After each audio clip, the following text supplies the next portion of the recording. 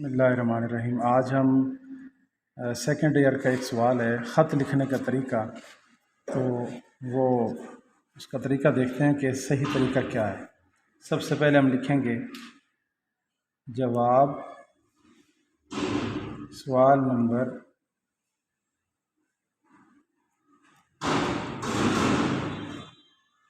8 और उसके बाद हम लिखेंगे, मिसाल के तौर पर अगर उन्वान है छोटे भाई के नाम ख़त है, या किसी डिप्टी कमिश्नर के नाम ख़त है, या किसी और अखबार के मुदीर के नाम ख़त है, तो यहाँ हम बाकायदा लिख देंगे। मिसाल के तौर पर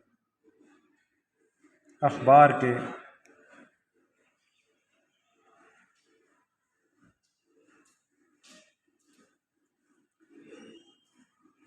मुदीर के नाम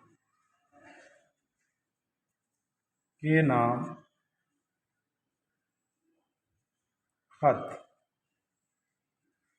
उसके बाद हम सबसे पहले क्या लिखेंगे, यहाँ लिखेंगे इम्तिहानी मरकज़, दाएं तरफ इम्तिहानी मरकज़।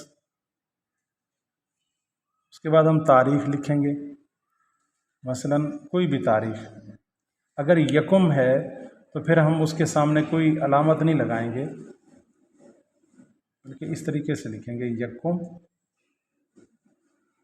जून 2023 ईस्वी। ये अलामत भी लाजमी है। उसके बाद हम लिखेंगे मोहतरम मुदीर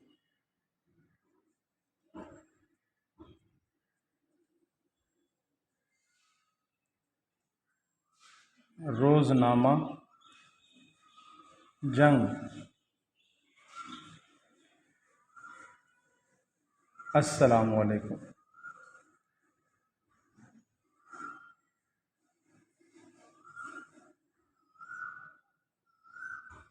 ये ख्याल रहे कि हम जब भी किसी मुदीर के नाम लिखते हैं तो हमेशा कामा लगा के अलकाब व आदाब और आदाब तस्लीमात दोनों साथ साथ आएंगे। ऐसा नहीं है कि यहाँ मोहतरम मुदीर लिखें और अस्सलाम वालेकुम नीचे लिखें। यही तरीका सबसे बेहतरीन है। उसके बाद यहाँ से बाकायदा लिखने का आगाज़ करेंगे और मुकम्मल 2 सफ़हात लिखेंगे। यानी ये हमेशा 10 नंबर का चूँकि ये सवाल है तो इसमें तरतीब यही है कि ये हम यहाँ से लिखेंगे और 2 मुकम्मल सफ़हात, यानी ये हमेशा 2 मुकम्मल सफ़हात पर लिखा जाता है।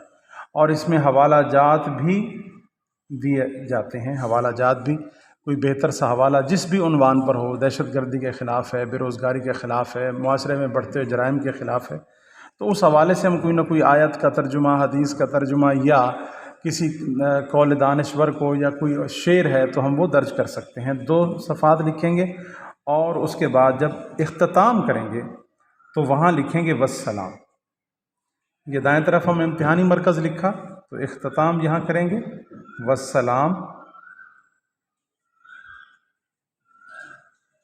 और उसके बाद लिखेंगे आपका खैर खा,